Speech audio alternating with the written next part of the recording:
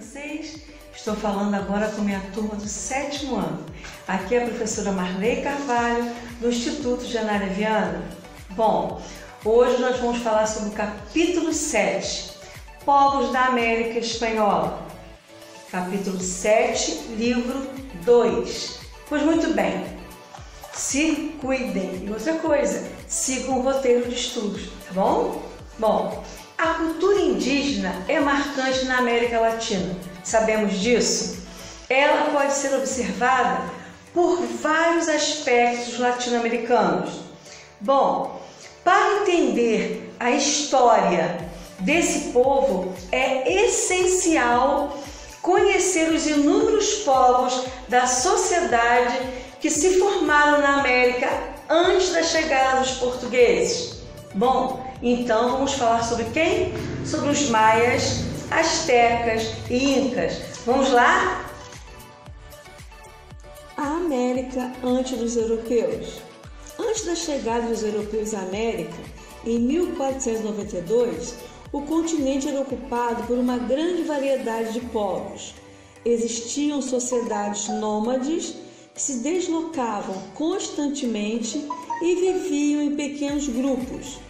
Comunidades sedentárias que praticavam agricultura e pecuária, e grandes civilizações organizadas de forma complexa, com reis, exércitos, monumentos, etc.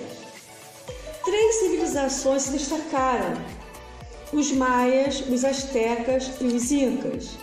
As 2 primeiras se desenvolveram na região da Mesoamérica, parte do continente americano que compõe alguns países da América Central, como Guatemala, El Salvador, Belize, Nicarágua, Honduras e Costa Rica.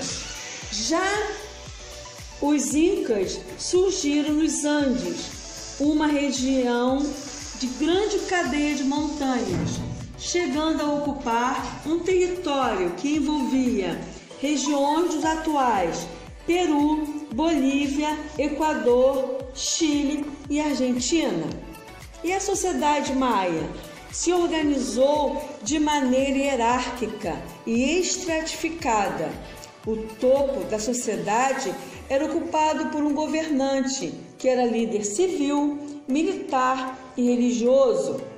O restante da população era formado principalmente por camponeses, artesãos e comerciantes.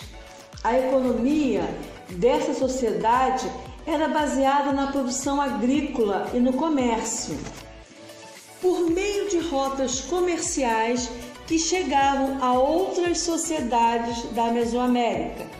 Os maias negociavam artigos variados, como tecidos, plumas, ferramentas, conchas, joias e muitos outros produtos de luxo. Cultivavam feijões, abobrinhas e pimentas. Porém, um dos produtos mais importantes era o milho.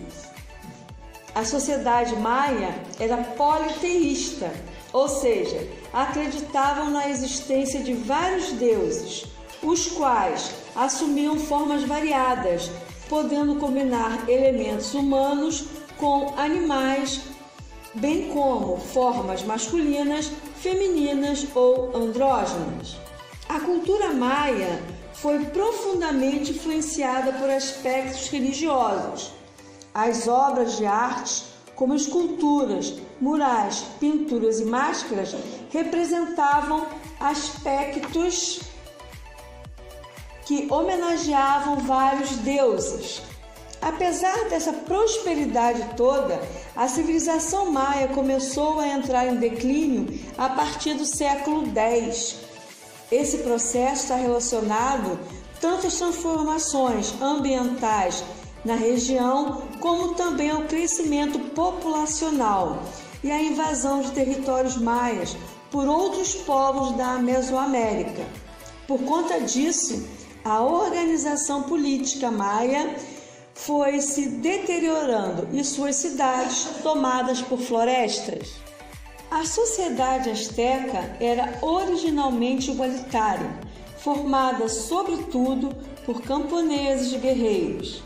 Porém, com o surgimento de Tenochtitlan, desenvolveu-se uma sociedade hierarquizada e bastante complexa.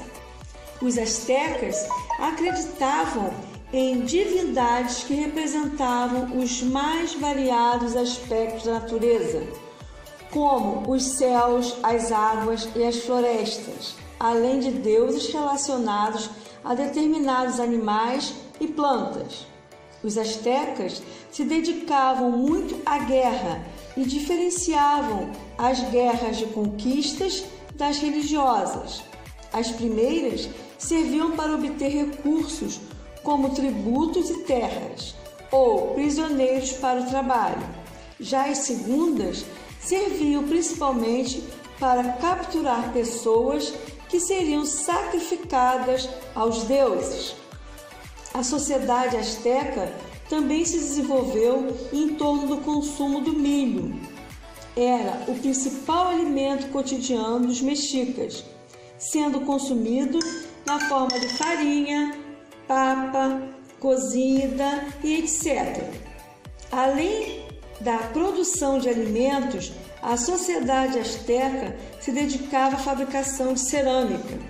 Essa sociedade produziu um rico conjunto de saberes, desenvolvendo técnicas arquitetônicas complexas, capazes de levantar grandes pirâmides.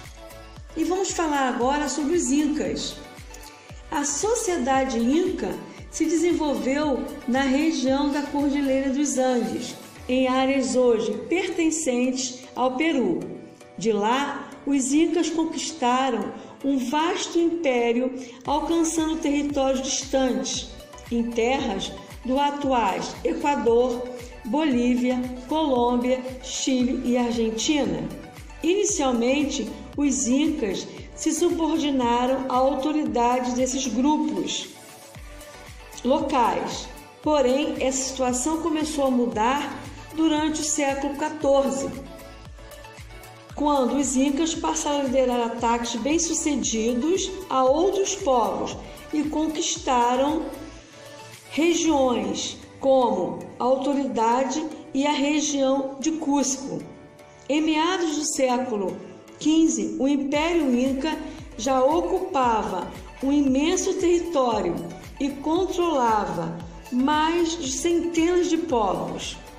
Esse foi o seu esplendor. O território ocupava mais de 1 milhão de quilômetros quadrados, aproximadamente, do atual território do México.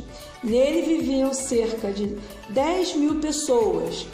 O imperador Inca, conhecido como Sapa Inca, ou único Inca, exercia sua autoridade sobre os povos dominados, centralizando o poder em suas mãos.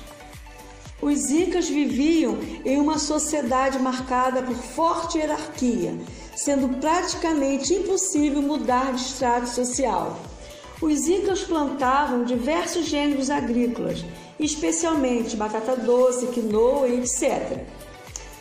Por sua habilidade em fabricar armas e utensílios de metais, os incas foram conhecidos como mestres dos metais. Além disso, desenvolveram uma complexa cultura militarizada, construindo, por exemplo, pontes e fortalezas guarnecidas por torres.